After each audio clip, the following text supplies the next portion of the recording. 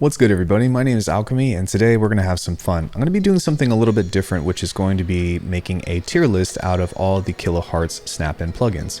Now, the tier list isn't necessarily as in what's the best to the most useless or whatever, but more so in the case of maybe my favorites and what I use the most versus what I think could be improved.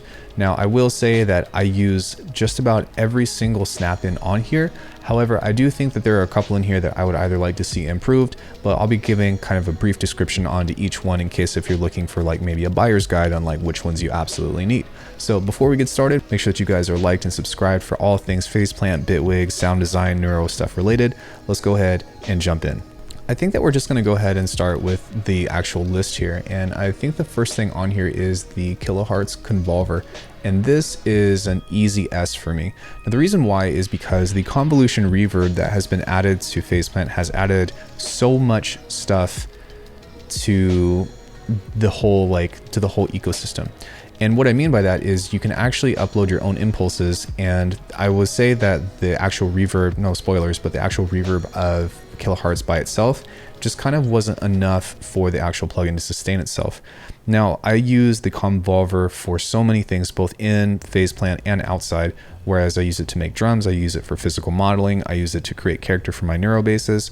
This is not only one of the best snap-ins for Kilohearts, but also one of the best plugins, or I guess convolution reverbs that you can buy, especially for the price. I think right now it's also on sale, so go grab it. Use my discount link in the description. The next one is the 3-band EQ, and I would say that this is probably just in a B tier. And the reason why is because I don't really use it so much just because it's more of like a utility thing. It doesn't really necessarily like have a lot of crazy insane uses that I'm like, man, you could really pull some great stuff out of EQ3. It's just kind of there. It works. It's, you know, nothing spectacular. And I do wish that you could actually close the, I guess like the split or the frequency bands closer, because once you get too close to the middle or too far to the left or right, it will actually stop. The next thing is the Bit Crusher, and I would definitely put this up as an A tier. And the reason why is because it not only helps you create obviously lo-fi sounds and stuff, but it actually serves as an awesome means of distortion in general, especially if you're into making like typical old school sounds like yoi basses and stuff. This is something that you can definitely use. I like to add bit crushing to drums and percussion and all that as well. And if you're just trying to use it to create like vinyl sounds and all that, there are a ton of use cases for it. Next up is the chorus. The chorus sounds amazing, and I love the fact that you can change in between the 2 to 3 taps on it. And something that I typically do is turn the spread all the way down and then turn the chorus up on my basses, and it gives it just an amazing sound that is like super phasey, but also like not too destroyed. And man, I would highly recommend getting into that. It's I use it on everything, so it's definitely a must for me. The comb filter is probably in the A tier, and you can do a lot of really cool things with it. And because it's a comb filter, that means that you can put a lot of resonances or send a lot of like resonant things or get metallic textures out of it. I typically like to automate the actual comb filter frequency, and it gives me some cool like phasing, flanging type sounds with it. Although I do wish that, you know, it had more control over like how much resonance you can have versus, you know, or maybe like how many different comb like spokes you can have, or vice versa. I do love it, and it does sound really good, but I do wish that it had a couple more features in with it. So the next one is the compressor, and this is absolutely essential to me for making drums. And it's not like the most crazy compressor by all means, but it definitely sounds and has its own original character when it comes to having a long attack and a long release. And this is something that I made my most recent drum pack with, that I think without it probably would not be the same. So the compressor is great for those kinds of things. I generally lean towards using less compression these days, except for drums. But if you need to control the dynamics of something, this and the other one that we'll be getting to in a little bit is definitely worth your time.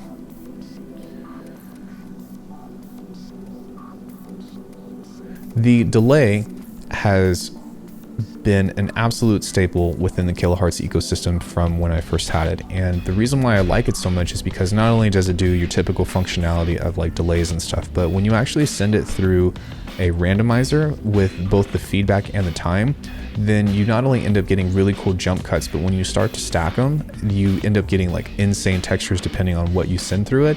And then if you turn in the delay time all the way down, then it helps you give like some really cool metallic textures and stuff too. So this is a ton of versatile uses. I would highly recommend getting into that.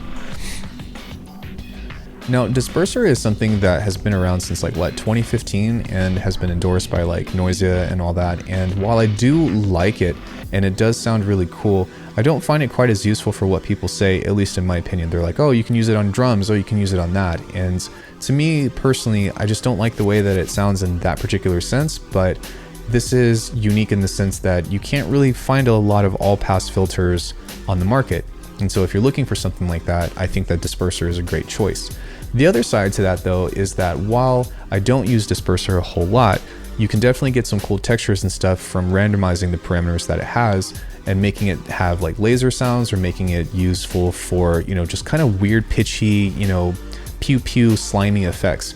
And Dispenser is actually great for that.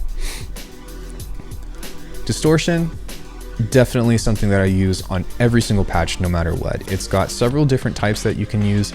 I do wish that, are you listening, Kilohearts? I do wish that you guys add a wave shaper, because that would just make my day. Like a customizable wave shaper that you can do, make it bipolar, we love you. Something like that of the sort, just give us one. But the distortion types on here are absolutely awesome. And I will say that something that else that might be interesting, in case if you didn't know, is that the distortion plugin versus the distortion in the generators are actually different, and they sound different. Just go check. But yeah, I absolutely use this on everything. The saturate is a staple in making drums, and then the overdrive is something that you can add to your low end. And then the other stuff outside of that are just like different creative, you know, choices that you can do to kind of just, well, destroy sounds. Next up, we have the dynamics, which again is also absolutely essential. I actually make my OTT style presets with this because it can do both upwards and downwards compression. And when you combine this with Multipass, you can kind of make your own version of a multi-band dynamic kind of thing, and kind of a multi-band dynamic kind of compressor. And it's, you know, incredibly useful in that sense. And it's really easy to use as well and super intuitive. You've got a band on the left that can go up and down. You got a band on the right that can go up and down, and you kind of just wiggle it and kind of find your sweet spot to how it sounds to make it pleasing. And then of course you've got your attack, release, and your knee. The Ensemble is really cool, but it kind of has like a samey sound whenever you use it, so you kind of want to be mindful. If you're trying to use it as a means of spreading stuff out and making like something have a large stereo base, then it sounds really good. But just know that whenever you throw it on something, like, you can usually tell when it's an ensemble. I typically use this on my snap heap generative presets, because when you send that through and you automate the mix into a distortion and then reverb, you end up getting some really cool tearing sounds that are kind of otherworldly. And I definitely use the Ensemble a lot just for that. And you know what, I might actually move that up to the A tier because it does sound really good. I just wish that it had a little bit more with it. It is cool because you can also set it to like asymmetric or symmetrical, so like where it's kind of divides it into 6 voices and kind of does this panning deal. And then I think you can have up to 18 voices, but yeah, I don't know. It just, that's kind of like the pros and cons to it. Is it sounds amazing, but it is kind of samey in that way. So the Thatcherator is also something I think which is absolutely wonderful. It's a different kind of like pedal type distortion. It's great for adding high end, especially if you have like a sine wave and noise, and then you send it through the Thatcherator. But the other trick that I have with it is the stereo turbo is kind of like a panner. And if you automate the pan or modulate the pan, and then you set it into stereo, and then you set the whole signal into mono, you get an awesome flanger.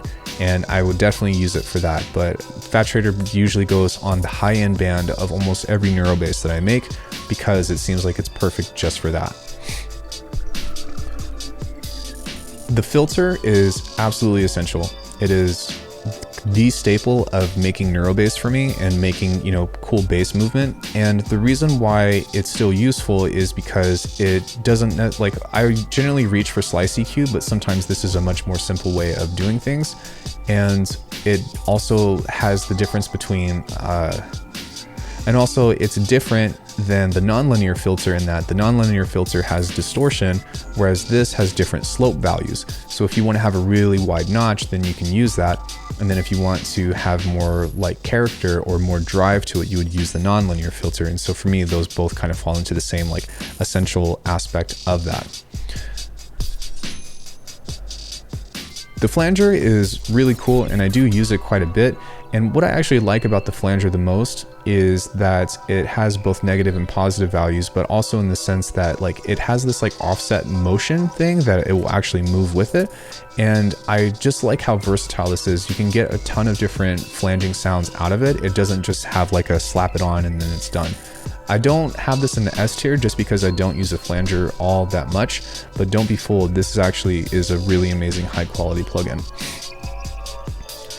So the thing with the format filter is that it sounds really good and it does the job that it says that it's going to. And one thing that I really like is that you can actually modulate the X and Y values of the table. The only thing that I don't like about it is that it doesn't have a mix. And so in order for me to be able to mix something in, I have to set this into a snap heap preset and then mix that in instead. And so like, I think that if that were available and you could actually modulate all three of those, the mix and then the X and Y values, then this would actually probably jump up to the S tier, because I do think that having quick access to like pre-made vowels as a filter is a really useful tool for stuff like Neurobase.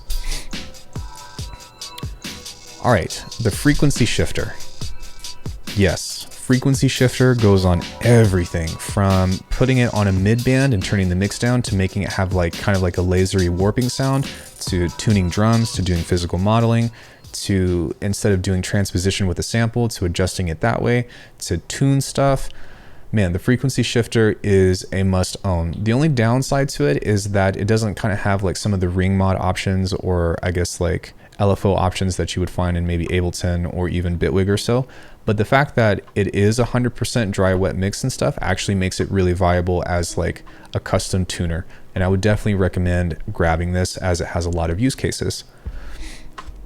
All right, so now we have our first C plugin, and I don't think anything is going to go into the D because there's nothing on here that I'm like, this is useless. But our first C plugin is probably the gain. And the only reason why is because even though it's really good to be able to have a volume control at any point in the chain, it's not like there's a lot of other ways to achieve that without actually having a dedicated plugin. And the use cases for that would be something of like, if you over distort something through like sending it into a filter or whatever and it blows the sound out, you can actually turn down the gain and send that into itself. But again, I just don't find myself using it that much. And maybe there's other things that could be useful for other people, but like there's so many gain and mix utilities between phase plant, snap heap, and multipass anyways that I don't end up reaching for it. I mean, and you could also just automate the generator, right? Because that has its own volume knob. I guess you can never have too many volume knobs, and that's why it's not a useless plugin, but at the same time, just for me personally, I don't find myself using it that much.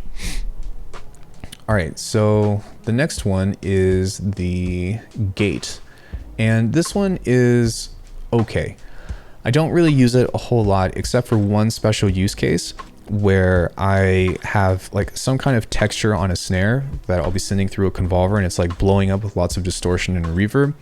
But it's especially useful in cases like that where if you want something to like sound really big and then cut off really quickly without it being unnatural, that's a really excellent use case for it.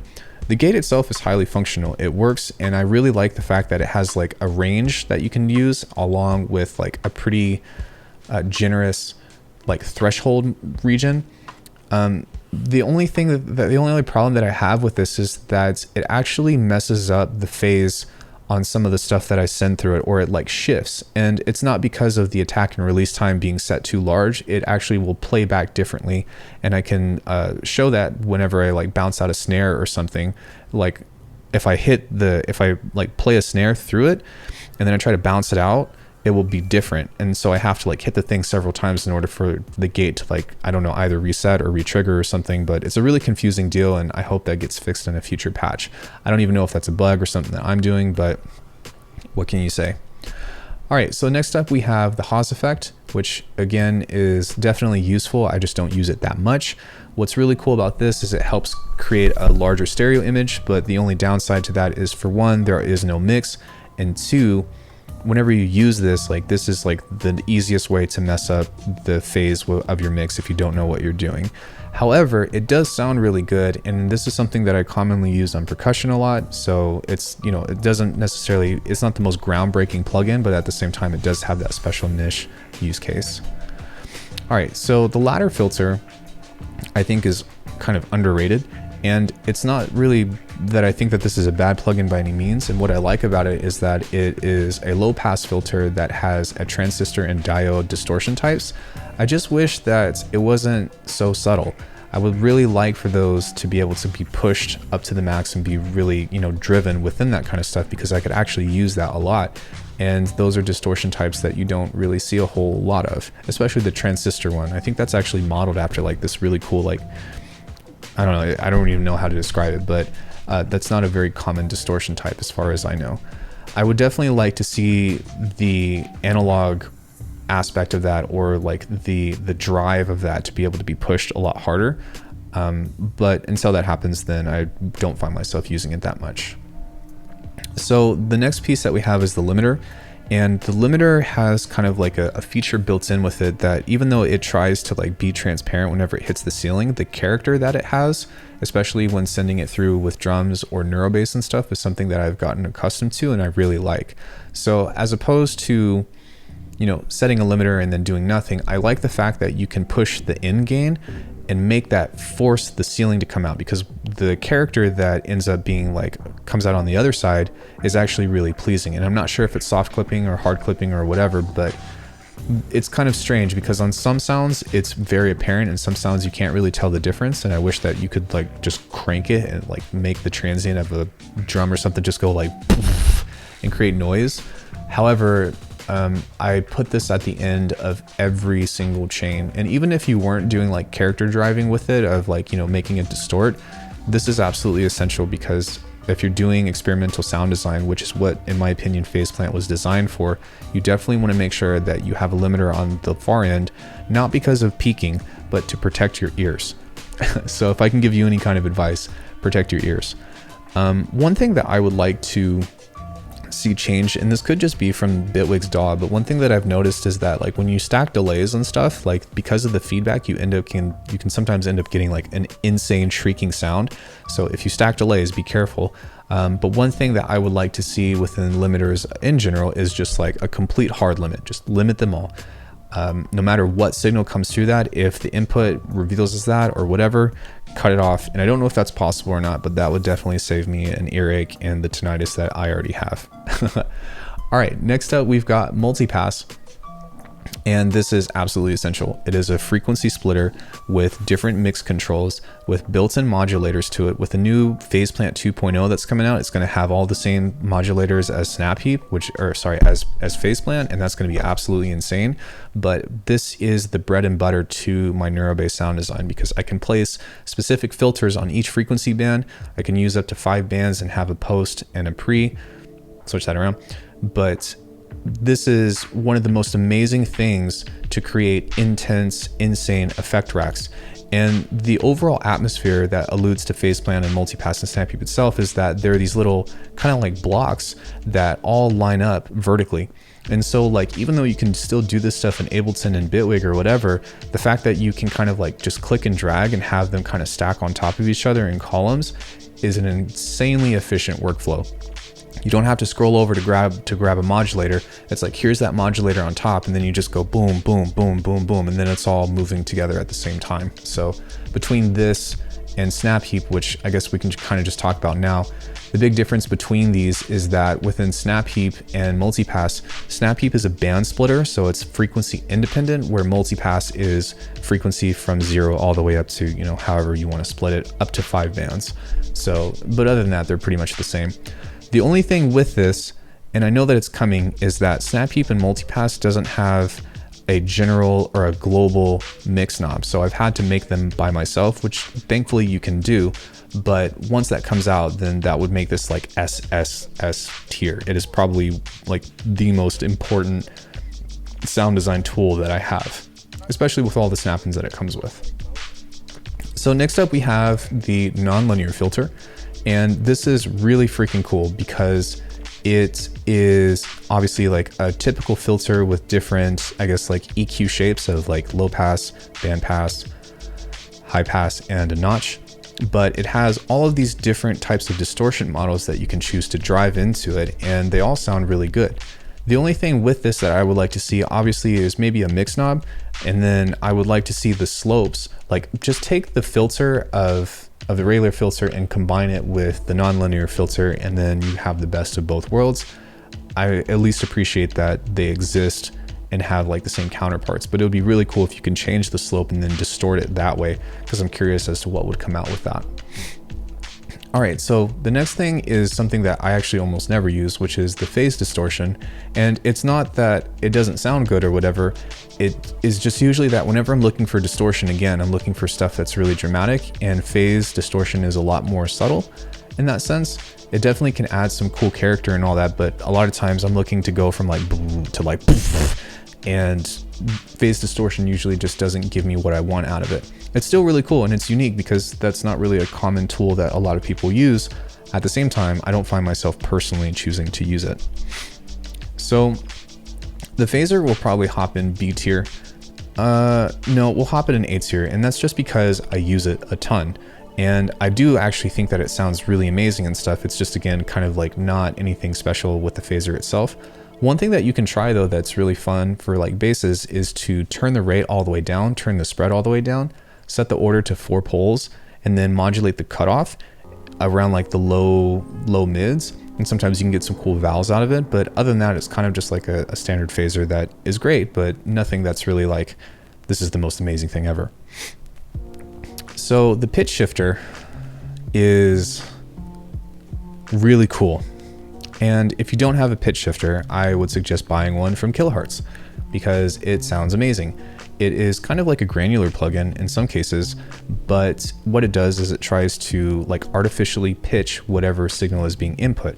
So when it comes to making pads or when it comes to making textures and stuff, the pitch shifter is absolutely amazing. And what's really cool is that on the correlate aspect of it, when you turn it off, it makes it sound more granular and kind of like phasey and washy. And so it has a really interesting characteristic that sounds really freaking cool. The other thing that I use this for is whenever I'm like, there's not a lot of snap-ins that mess with the pitch or that change like the incoming like frequency of the signal, except for pitch shifter, of course. You can use the frequency shifter and then you can use the delay. But as far as like changing that aspect, that's pretty much it.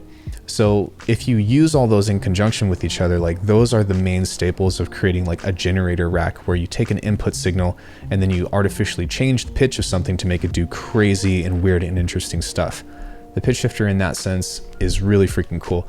I use it for foghorn basses. I use it for creating kind of like chords on a pad, and then you can automate the mix in between to make it sound like really interesting. I use this a ton and would highly recommend it if you don't have it. So the Resonator is really cool, but it seems kind of like one of those things that I'm like, I like it, but I wish it could do more. It gets the job done because you can have a resonator between, you know, either a saw wave and a square wave, and then you can set the decay and intensity and stuff. But I kind of just feel like there's a little bit left to be desired out of it, and I wish that like maybe there were other different types of waveforms that you can use, or I don't know. It's just kind of one of those things like it's cool, but it doesn't really, I don't really find myself using it all that much unless if I'm trying to do something very specific. So yeah. Now the Reverb is going to fall into the A tier, and the thing with the Reverb is that on one end, I use it on almost every patch. On the other end, controlling the tail of it is kind of strange, because if you turn the decay all the way down, it only goes down to like half a second. And that's kind of problematic, especially if you're trying to make like snares and stuff, because it's too long. And so if you could turn the decay down, which there are some ways around it where like you turn the size up, you turn the early up, and then I think that you also turn the dampening up, and that makes it relatively short. it is usable, but I don't know. I feel like the reverb itself is just kind of like artificial in nature. And thankfully the convolution reverb like definitely makes a monster combo between the two. But I would like to see like maybe different types of reverb, like maybe the difference between a hall and a room, or, you know, something else in that sense to kind of add on top of that. But it gets the job done. It's not my favorite. It does work though. All right, so the reverser is probably going to fall into the B tier. And I almost specifically only use this for generators because it creates like cool like reverse effects, obviously. But aside from that, I don't really find myself using it because it's, again, very simple. But I do like the fact that you can modulate the time on it. So if you're trying to create like interesting either like shaker patterns or interesting rhythms that is going to be like a call and response with a reverse, this would be a great tool for that. The ring mod is going to come into the A tier because this is something that is kind of like, it's one of those things that on the surface of it, you're like, oh, this is a one-trick pony, but the actual matter of it is that it's pretty deep.